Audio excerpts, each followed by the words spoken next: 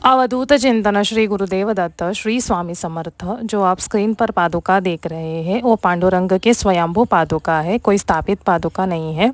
तो आज कार्तिकी एकादशी है। मेरे सारे यूट्यूब परिवार को मेरी तरफ से कार्तिकी एकादशी की हार्दिक शुभकामनाएं। इसे प्रमोदिनी एकादशी भी कहा जाता है और देव उठनी एकादशी भी कहा जाता है। तो आज जो कोई एकादशी का व्रत रखते हैं उन्हें बहुत सारी एकादशियों का पुण्य मिलता है। एक देवशयनी एकादशी, एक देव उठनी एकादशी के व्रत को करने से हमें पूरे एकादशियों का पुण्य मिल जाता है। तो ये पादुकाओं के जो आपने देखा है, आज के दर्शन करने के लिए निकले। और ये जो पादुका है वो बीदर जिला कर्नाटक राज्य और खिला नाम के स्थल में स्थापित है।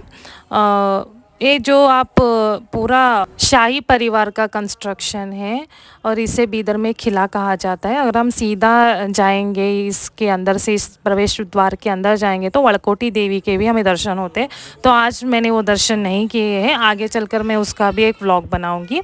तो यहाँ पे हम पांडुरंग के पादुकाओं के दर्शन करेंगे। आज मैंने उन पादुकाओं की पूजा भी की है।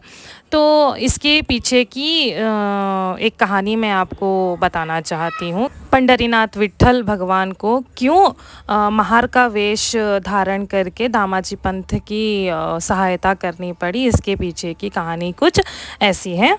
तो मंगलवेढ़ा एक गांव है महाराष्ट्र में। तो वहाँ पे एक बार अकाल पड़ गया था। भारी वर्षा के कारण वहाँ पे कोई अनाज नहीं था, सब लोग भूख से मर रहे थे। तो दामाजी पंत वहाँ जहाँ पे अनाज इकट्ठा होता है, तो वहाँ के वो मुनि थे, वहाँ के एक मेंटेनर थे, वहाँ के अनाज का वो मेंटेनेंस करते थे। और शाही परिवार को दामाजी पंत पर पूर्ण विश्वास था। और दामाजी पंत अपने काम में जब भी फुर्सत मिलती थी तो विट्ठल भगवान की भक्ति में लीन रहते थे। तो विट्ठल भगवान ने एक तरह से दामाजी पंत की परीक्षा ही ली है, ऐसा समझिए। तो एक दिन क्या हुआ कि दामाजी पंत को सारे वहाँ के लोगों की भूख से व्याकुलता, भूख से तड़पने की जो एक दृश्य है जो दामाजी पंत से देखा नहीं गया, तो उन्होंने बिना परमिशन लिए शाही परिवार से अनाज को खोल दिया और फ्री में सभी को अनाज बांट दिया। तो ऐसे बांटते बांटते बांटते ये खबर वहाँ के सूबेदार को पहुँच गई और उस सूबेदार ने पत्र के मुखांतर बादशाह को खबर दे दी कि दामाजी पंत आपसे धोखा कर रहे हैं। और जो जो वो कर रहे थे उसका विस्तार उन्होंने पत्र में लिखा और उन्होंने शाही परिवार को ये भेज दिया।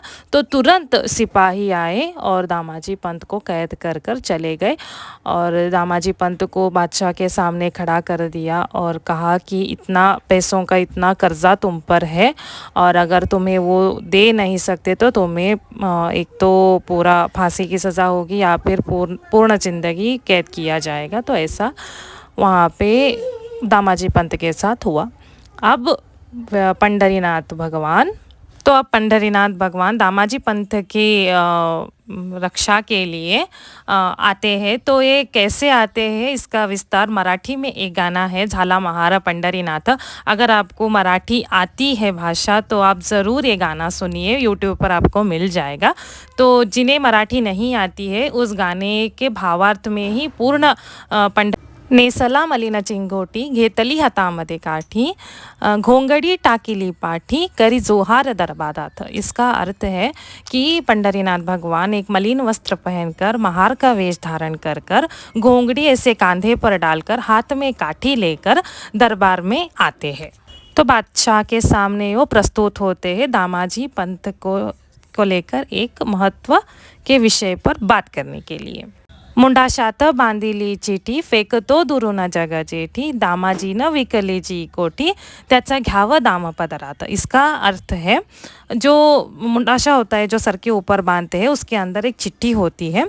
तो वो चिट्ठी दूर से, एक जगन्नाथ है वो दूर से बादशाह के सामने ऐसे फेंक रहे हैं। जो दामाजी ने अनाज की कोठी जो बेच दी है उसका दाम आप स्वीकार कीजिए, ऐसी विनती स्वयं जगन्नाथ पंडरीनाथ पांडुरंग बादशाह के सामने ऐसा विषय प्रस्तुत करते हैं और वो बादशाह से विनती कर रहे हैं।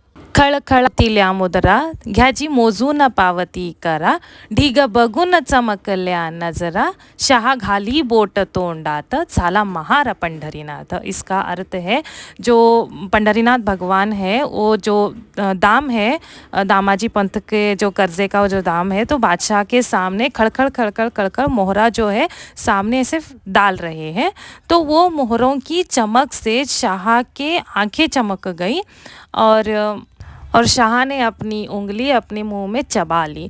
तो ऐसे पंढरीनाथ भगवान ने दामाजी पंत का कर्जा उतार दिया।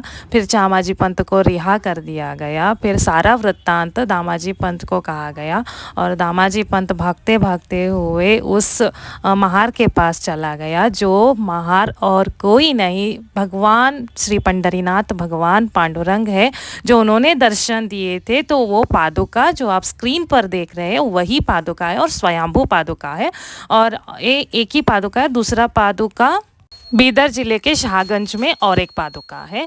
तो मेरे इतने पुण्य हैं कि मुझे ऐसे पादुकाओं के दर्शन हुए हैं।